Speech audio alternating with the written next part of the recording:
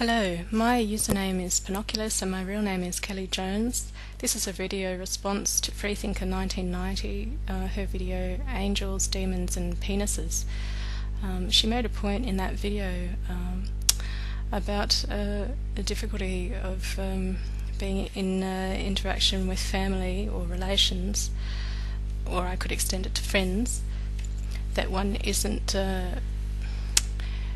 doesn't share values with.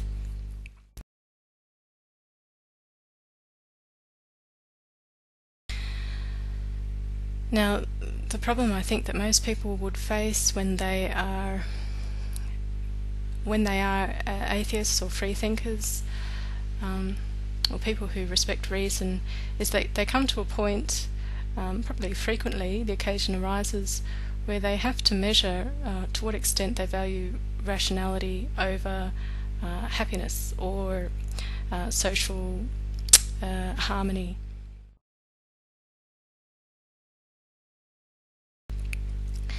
When they get to that point, often people compromise on the valuing of rationality or the valuing of truth.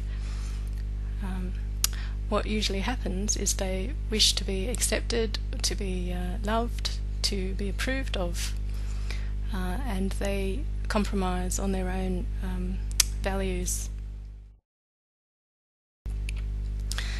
Now, the consequences of this are rather drastic and serious.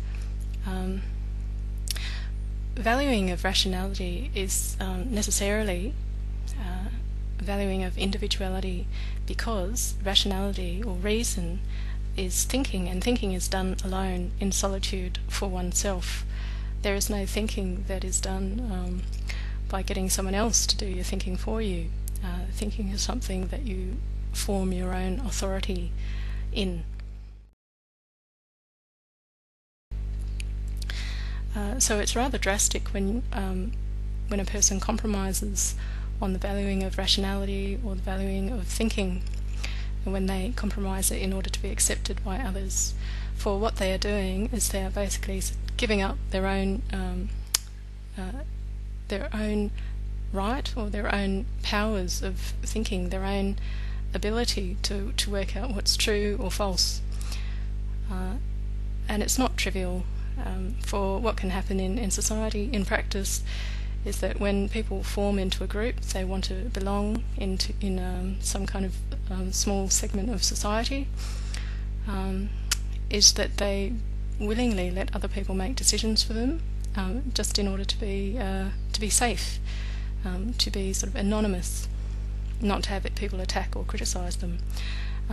But in practice, the consequence of that is that you can get unscrupulous people to come along and take advantage of the group, simply because they all want to behave like herd-minded members.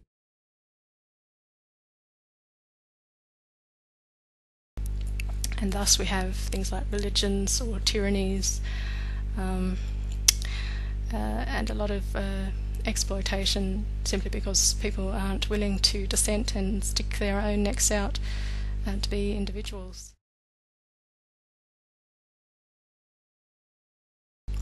So really, it's not a trivial matter, and it is serious. And I think people know intuitively that it is serious, not just because of these consequences of having mindless behaviour as a consequence in society, simply because people are showing poor example to each other. But the consequences is also serious, in that being an individual and standing aside from the group can be painful, and I think that's the reason why most people are afraid to do it. If you stick up for your own values, then you're going to be in conflict with others, and you don't necessarily have to be doing it out of antagonistic motives, but people will often misrepresent you and say that you're simply being argumentative because you don't submit to the status quo. So the serious consequences are that you're going to be that an individual who sticks up for themselves and thinks for themselves is going to be mistreated. They're going to be treated like an outsider. They're going to be attacked and criticised in order to get them to squash down. So really, taking the path of a thinker is something that a person needs to count the cost of, to be prepared for having people hate them, and to remember that there's no point in being bitter about it, because it's just an instinctive reaction of other people. So anyway, that's just my response, a quick response there. So thanks for your video, Free Thinker, and I wish you all the best with your relatives in the Midwest. Remember, you don't, there's absolutely no reason why you have to go and keep visiting them if you don't have anything in common with them. Just treat them like historical acquaintances. You don't have to maintain the relationships there. Don't let them manipulate you emotionally.